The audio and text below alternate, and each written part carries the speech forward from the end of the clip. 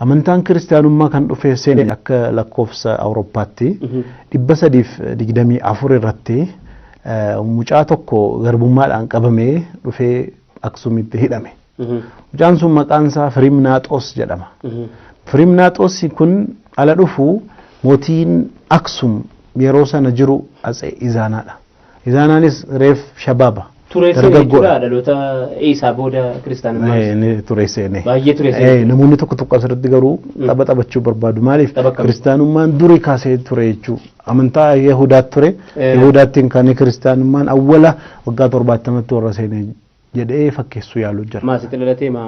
Ni dogoggora. Tokkoffaa mootii dhumti Izaanaan awwala kiristaanummaa fudhate kuni ofii isaatiin dhakaarraa soqee wanni inni barreessee jira.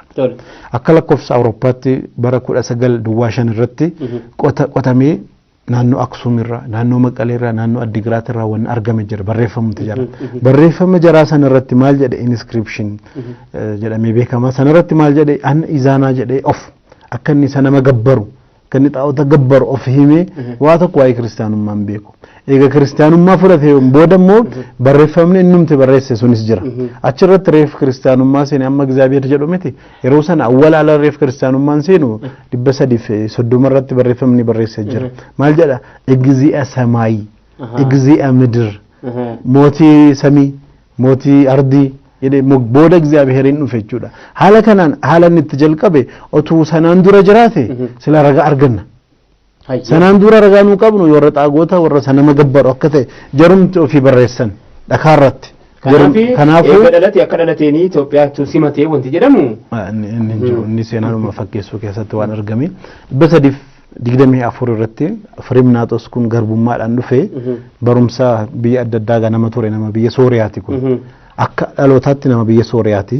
Akka bulchiinsaatti immoo mootummaa Giriik jala lafa jiru.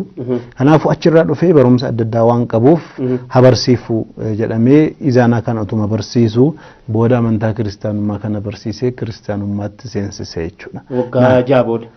Waggaa 6 booda jechuun haala kanaan dhufe kanarratti dhaabnee boqonnaan boodatti deebinaa. Inshallah daawwattoota keenya ka boqonnaa booddee nu eeggadhaa isiniin jedha sagantaa keenya hin jalqabamnee xumurre. وان باي كوبا ودين ويقدا السلام عليكم ورحمه الله قادنا ربي باسمك لا لا نسردان ملكه سكرانك تجالا رسالة رسول فجاسا دنيو مربينو كنيا ممدن دنيو خير الرافنان أمتانا جنيو وانغو چودن دنيو ديفني بران دنيو كراني تنديني